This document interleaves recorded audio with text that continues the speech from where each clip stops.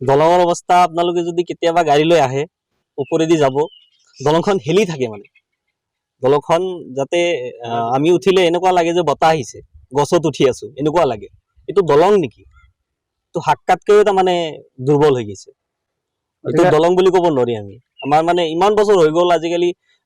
আপুনি চাইছে দলংটো মেৰামতিও কৰা নাই ভালকে আমি কেতিয়াবা ধৰকচোন পইচা পাতি উঠাই ৰাইজে মিলি এই 10 টকা 20 টকাকে এনেকে উঠাই বা হা দি এইবিলাক ঠিক কৰি চলি আছো মানে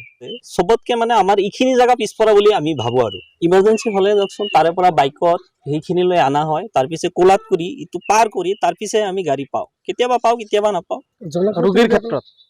ৰোগীৰ ক্ষেত্ৰত জনপ্ৰতিনিধিসকলক আপোনালোকে ইতিমধ্যে অৱগত কৰিছিল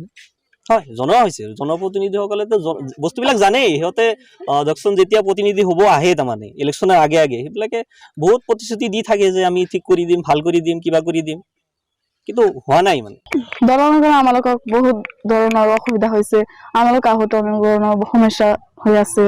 তাৰ আগতে অনেক দুৰ্ঘটনা হৈ গৈছে দুই চাইডৰ বেৰ নাই পৰি যায় মানে আৰু এম্বুলেন্স বিলাক আহিব পাৰে নেকি নহয়